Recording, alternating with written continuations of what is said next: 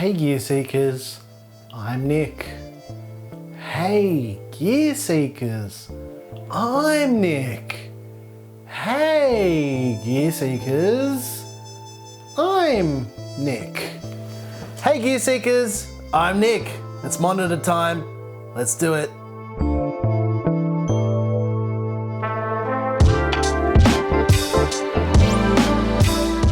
We've covered heaps of different Aorus panels on the channel, but Gigabyte has started making some Gigabyte branded panels that are a little bit cheaper but still sport most of the same features as their Aorus counterparts. And in this video, we're going to take a look at Gigabyte's brand new 27-inch curved panel, the Gigabyte G27QC. It's a 165Hz high refresh rate 1440p gaming monitor that supports FreeSync Premium and is also G-Sync compatible. Now, I've been using this monitor for about a week now to play games on in my office, and I've given it a good run to see if it's any good for gaming. When we stream, we actually use a panel that's pretty similar to this. It's the CB27Q, which on paper is pretty similar, but are they that similar? The short answer is no, but you can check out our CB27Q video in the top right hand corner right now. But for now, let's talk about the G27QC. The G27QC features a 27-inch VA panel with a resolution of 2560 by 1440 with a peak brightness of around 250 nits. Now, it's HDR ready, but it's not bright enough for true HDR. And it also features a 165Hz refresh rate. It's a curved panel with a 1500R curve and has a response time of 1 millisecond.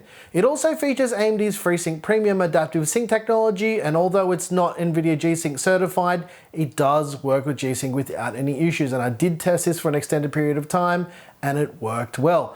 The G27QC is an 8-bit panel and supports 120% of the sRGB color space and 92% of the DCI-P3 color space. I think that is pretty decent for a VA panel. The G27QC has a 178-degree wide viewing angle with a 3000:1 contrast ratio as well. It's got two HDMI 2.0 ports as well as a DisplayPort 1.4 port and has two USB ports on a USB 3.0 hub. There's also a headphone jack and a pair of 2-watt stereo speakers.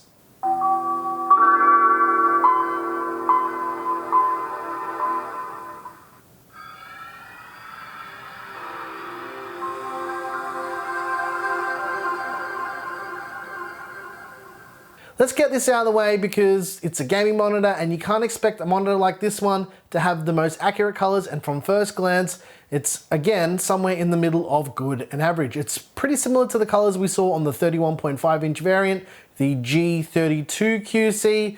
The thing that I noticed immediately were the tones. They're a bit warmer than I'm used to, and even on the cooler setting out of the box, it is still calibrated quite well for gaming, but it is a lot warmer than what I'm used to. The G27QC isn't a monitor that I would recommend for content creators.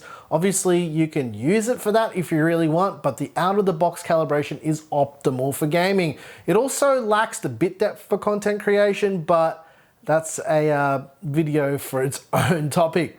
The build quality is pretty good and you shouldn't have any issues with it. It doesn't have any gamery aspects at all. I kind of like that. It's basically a shrunken down version of the G32QC, which we covered recently. And you can check out that video in the top right hand corner right now if you want to check it out. But do that after the video, but it's just there for your reference. It kind of flies under the radar in the looks department as well, and that's something that I can always really get behind. And at first glance, you wouldn't even really put this monitor in a gaming category because it looks more like a professional monitor, although it is curved. It's also got that zero bezel design with a matte screen surface. The stand is fully height and tilt adjustable, and there's no rotation adjustment because it's a curved panel, and yeah, that would just be weird. It would have been nice to have swivel adjustment, but ultimately that's not really a deal breaker. The G27QC has a little built-in nub style joystick on the back of the screen for the menu system, and it's really easy to use. And again, like the 32-inch version or the 31.5-inch version we covered recently, it's super easy to understand. It's basically identical. The thing is, you don't even need to use the thing on the back anyway because it can be controlled in the OSD Sidekick software anyway. You can enable crosshairs, you can change the brightness, you can do contrast, you can do picture-in-picture, everything. Like, the only reason why they even have this joystick is for people who use macOS or Linux, and it just tells me that, once again, Gigabyte needs to make macOS and Linux versions of their software, which will actually probably never ever happen, but yeah, we can dream. Now, just to address a few comments that we've had on a previous monitor video, and basically every monitor video since we've started doing them, is the software integration. Now, this applies to every monitor, not just this monitor or any of the Gigabyte or Aorus ones. You will need to attach the included USB cable to be able to use all of the features in the software. It won't work just over HDMI or DisplayPort alone. In regards to Adaptive Sync, we didn't encounter any issues with this display at all, using both FreeSync and G-Sync, and yeah, the implementation here is pretty good. And I'm happy to say that we don't need to dive into this anymore. It's just a complete non-issue with most gaming monitors now, and that is something I can really get behind. Adaptive Sync is now just a thing, right? And before I forget, we do get a lot of comments like this from people saying stuff like they're not able to enable G-Sync on panels and it's being locked at 120 Hertz. You will need to use a DisplayPort cable to use the adaptive sync modes, and this applies to all monitors, not just this monitor. The HDMI connectivity on monitors now is really just for using consoles and other HDMI devices. And I'll answer this as well. Yes, this monitor will work with Xbox One, the Series X, PS4, PS4 Pro, and PS5. Okay, look, going back to Adaptive Sync and the specifics though, it does feature AMD's FreeSync Premium technology. It sounds a bit like Monitor DLC, but the truth is it's just renamed FreeSync, and it supports a higher refresh rate, so anything above 120 Hertz you can do with FreeSync Premium. This panel is HDR ready, but at only 250 nits, it's nowhere near bright enough for HDR. And I did test it and it didn't wow me enough for me to actually talk about it. So I'm gonna level with you, and everyone's gonna disagree. Well, most people will disagree, but yeah, a lot of people have these HDR monitors and these certified monitors, but they don't even use HDR because the technology and the Windows implementation isn't really that good. Even on this machine with the latest Windows version, the 2004 update, it's slightly better, but it's still not all the way there yet. The meat and potatoes of all of this is don't buy this panel if you want to be wowed by its HDR prowess, because it's just not that good at HDR. And to be very honest, there isn't actually much to dislike about the Gigabyte G27QC. I feel like Gigabyte's really embraced listening to the community over the last 2 years, and they're continuing to deliver some pretty decent products. And it's one of the reasons why we keep requesting stuff from them, because that's what you guys want to see.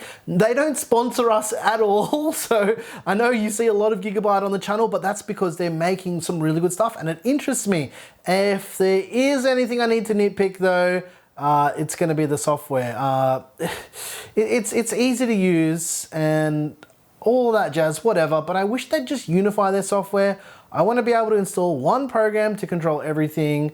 Don't get me wrong, like the OSD Sidekick software or whatever, it's pretty well designed. It does everything, but combining Aorus Engine, RGB Fusion, and OSD Sidekick into a single unified program, I think Gigabyte could change the game doing that. So if you're watching this, please listen, please give us this. I know a lot of other people want this feature. And as far as the G27QC compared to the CB27Q, I think the colors on this look a bit flatter, which to me is actually way more appealing.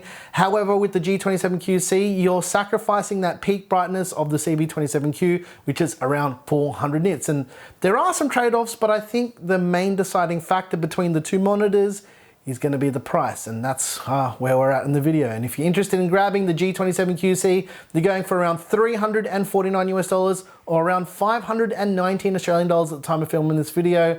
I think you're getting a lot of monitor for the price, although I feel like the availability is a little bit hit and miss at the moment, but that's just the world that we're currently living in and there's nothing we can do about it. If you've got any questions, yeah, drop a comment down below. If you've got anything you want to talk about that I mentioned in this video, feel free to drop that below, whatever. You know how this works, and yeah, let us know what you think of 27-inch 1440p curved monitors.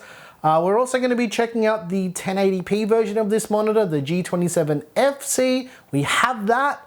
But yeah, stay tuned for that. I'm currently testing that one as well. I just want to address one last thing with these monitor videos. People really just don't get the point of the way that we do it.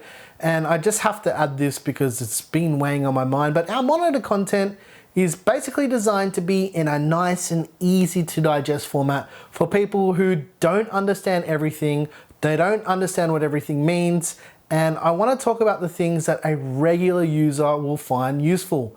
We like to leave those decisions in your hands, and we like to keep it simple. Not everyone's an expert, and that's what we're here for. We're here to make it easier for you to understand. There's a lot of nuances with monitors that aren't actually that important to the end user, and it doesn't actually make a big difference. So that's the reason why we do it the way that we do it. And if you like this video, please like and subscribe. If you hated the video, you know what to do. Hit the dislike button twice. Once again, thank you so very much for watching. I'm your boy Nick with Gear Seekers. You peek, we seek. And I hope that intro wasn't too weird. I just wanted to do something to catch your attention. Also guys, if you want to support the channel, there's a join button, get early access on Floatplane and all that jazz. You know how the internet works.